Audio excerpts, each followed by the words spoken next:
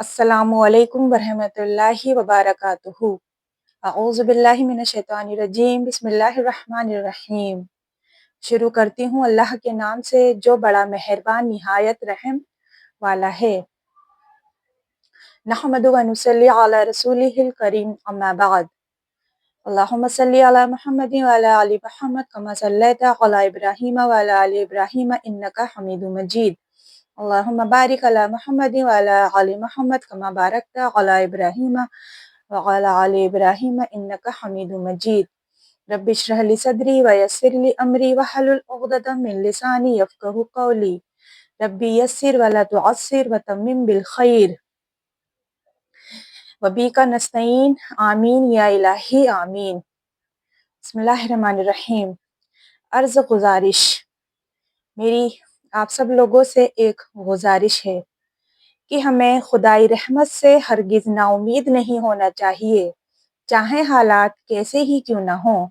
जो शख्स अल्लाह ताला की रहमत का मज़ा चख लेता है, उसे दुनिया मांगने की फुर्सत नहीं मिलती। और जिनका यकीन कमज़ोर हो, जिनका सबर व तवक्कुल नाबूद हो, दुनिया उसको यतीम समझती है, मगर मैं उसको यतीम समझती हूँ जिसके अच्छे अखलाक ना हों, यानी हमारे हुस्न अखलाक। हमें इंसान दुख नहीं देते, इंसानों से वाबस्ता उम्मीदें दुख देती हैं। अगर तुम किसी को छोटा देख रहे हो तो या तो तुम उसे दूर से देख रहे हो या तुम उसे गुरूर से देख रहे हो। दुनियादार की सोहबत इख्तियार ना करो। अगर तुम तंगस्त हो जाओगे तो तुम्हें छोड़ देगी, अगर तुम मालदार हो जाओगे तो तुमसे हसद करेगी। अगर तुम सीधे रास्ते पर हो, अगर तुम सीधे रास्ते पर हो और तुमको किसी मुश्किलात का सामना नहीं हो रहा है तो तुम सोचो, कुछ देर के लिए हो सकता है कि तुम गलत रास्ते पर हो, क्योंकि सीधा रास्ता हमेशा मुश्किलात पर मुश्तमिल होता है। जब इंसान को साल भर में कोई रंज व गम, कोई तकलीफ न पहुंचे तो जान लो मेरा रब मुझसे नाराज है। जब तुम दुनिया की मुफलिसी से तंग आ जाओ तो रिस्क का सीधा रास्ता नहीं निकले तो सदका देकर अल्लाह से तिजारत करो। बुरे लोगों से बचो, क्योंकि बुरे लोग अच्छी बातों में भी बुरा पहलू तलाश करते हैं। जिस तरह एक मक्खी पूरे खूबसूरत जिस्म को छोड़कर सिर्फ और सिर्फ जख्म पर ही बैठती है, इसी तरह हमें भी हमेशा अच्छे काम करने हैं, अच्छा बनकर चलना है। हमेशा फूल बनकर चलो, कांटे बनकर ना चलो। और ये थी मेरी गुजारिश जो मैंने आप लोगों से करी। अब मैं एक छोटी सी बात कहना चाहती हूँ। वो बात यह है कि हम सब किसके बंदे हैं? अल्लाह रब्बुल इज़्ज़त के। और हम किसकी उम्मत हैं? मोहम्मद सल्लल्लाहु अलैहि वसल्लम की। अब हमको अल्लाह से भी मोहब्बत है और रसूलुल्लाह सल्लल्लाहु अलैहि वसल्लम से भी मोहब्बत है। अगर हमें किसी की मोहब्बत होती है तो हम दिन रात उसी का नाम लेते हैं, उसी की मोहब्बत में चूर रहते हैं। तो क्या हम अपना मुहासबा करें, अपने आप को देखें, क्या हम भी इसी तरीके से अपने अल्लाह से मोहब्बत करते हैं? क्या ऐसी ही मोहब्बत हमारे दिल में हमारे प्यारे नबी के लिए है? अगर नहीं है तो हमें कोशिश करनी है कि हम अपने अल्लाह के हुक्मों पर चलें और अपने प्यारे हबीब सल्लल्लाहु अलैहि वसल्लम की सुन्नतों पर चलें, क्योंकि हम अल्लाह को मानते हैं और प्यारे नबी सल्लल्लाहु अलैहि वसल्लम को मानते हैं। लेकिन हम क्या करते हैं? उनकी नहीं मानते, अल्लाह की नहीं मानते और अल्लाह के प्यारे हबीब सल्लल्लाहु अलैहि वसल्लम की नहीं मानते।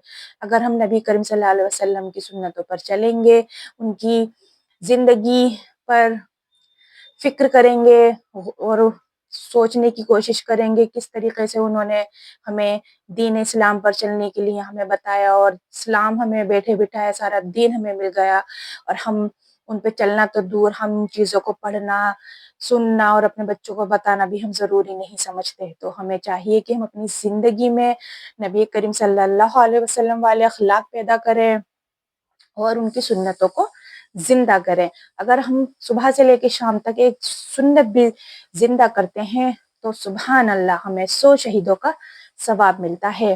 الحمدللہ کتنا مہربان کتنا رحیم کریم ہمارا رب ہے کہ ہمیں صرف اور صرف ایک سنت زندہ کرنے پر ہمیں 100 شہیدوں کا ثواب دیتا ہے.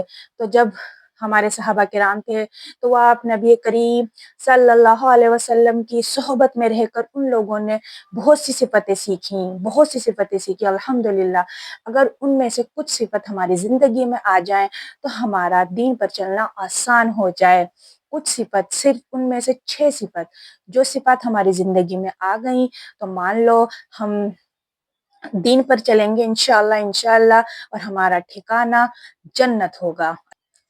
6 صفات وہ ہمیں اپنی زندگی میں لانی بہت ضروری ہیں، جس میں سے پہلی صفت ہے کلمہ یعنی لا الہ الا اللہ محمد رسول اللہ الحمدللہ.